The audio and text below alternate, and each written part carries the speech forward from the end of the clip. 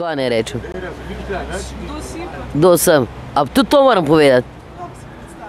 Ja, sem Vesna. In bi rada igrala nogomet? Ja, in bi rada igrala nogomet, sam nikjer ne piše, da tudi ženske sprejemajo. Pa misliš, da jih sprejemajo, če bi se ti prijavila, da bi lašla? Ja, ne vem, če bi jih vprašala, jaz upam, da bi me vzeli. Kako je fizična kondicija tvoja? Zdaj že malo slabije, včasih je bila boljša. Na podlagi ocene ministrstva se je zelo povečalo število brezdomstva po osamosvojitvi in ocena nekakšno je, da je danes v Sloveniji med 800 in 1300 brezdomci. Tudi naši časi, ko smo se uvrščili na velika prvenstva, smo pomagali tem ljudem, vsaj malo, no, in pa mislim, da je naša dolžnost sedaj pomagati tudi naprej. In takoj, ko smo bili seznanjeni s to idejo, o čem se gre, da lahko tem ljudem pomagamo, smo takoj jo sprejeli in najna naloga je pač, da na igrišču poiščeva 10 igralcev, ki nas bojo dostojno zastopali v Sloveniji. Bom jaz tako naštimala, da boste dobro zgledali. Ja, ona to tako vse poštima, da... Evo, sonce vas zelo lepe naredi. No. Daj vam mi dvi rečete. Vi poznate nekoga, ki se je prijavil na tole nogometno, svetovno nogometno prvenstvo na Danskem? Poznam neki prijatelj, ki dobro igrajo nogomet. Niso v reprezentanci, ne vem pa, če bi šli.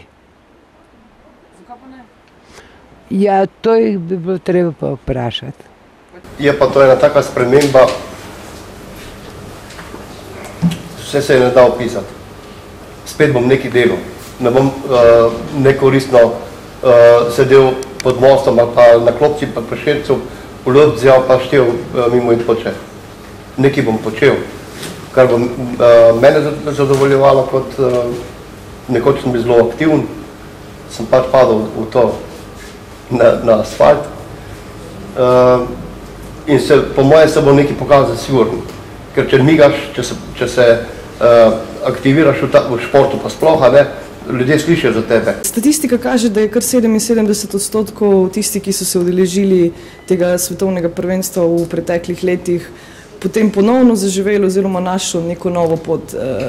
Bo mogoče tudi na tem področju se kaj delalo, oziroma kako naj bi to izgledalo, kako boste v prihodnosti poskusili te ljudi spraviti na eno tako pravo pot? Ja, ravno šport oziroma nogomet je tisto orodje, s katerim naredijo prvi korak do spremembe. In 77% tistih, ki so se udeležili svetovnega prvenstva, to je en zelo velik pozitivni naboj, da dobiš tam spodbudo. In ko so se vrnili svetovnega prvenstva, so delali na sebi in so se zato spremenili. Seveda so pa potrebovali pomoč zraven. In tudi tukaj bomo z Zavodom Socio in tudi Zavod 69 se bo potrudil in delal na tem in jim aktivno pomagal pri ponovni vključevanju v družbo. Vi ste slišali kaj o svetovnem prvenstvu brezdomcev v nogometu? In se niste prijavili? Ne. Zakaj? Kaj se boji? Mene zanima pa več. Ne. Pa ste kdaj igrali nogomet? Zdaj ga še? Redko kdaj. Kako pogledate na to, kako se vam zdi ta ideja, da grejo brezdomci na svetovno prvenstvo v nogometu? Ja, lepo. Na Dansko? Ja, lepo. Za jest, za obleči je več, bom rekel, da je zritan. Kaj pa naprej? Živamo dlakom, imamo obleke, tudi so vržeš kost. Mi rado pa nekaj več. Sami se do tega ne bomo nikoli dokopali. Zaveti več otrokov, ne. Ko sem pa za to idejo slišal, sem pa tako navdušen bil in povem, so forco naprej. Ampak videl so hoteli še nekaj povedati, ne? Vi imate drugače, se kar pripravljate na take zadeve? Ja, vsak let imamo piknik, s hrano, pijačo, potem imamo pa razne igre, poleg tega imamo pa tudi med ekipom, par ekip, tam je 5-6 ekip se naredi v nogometu.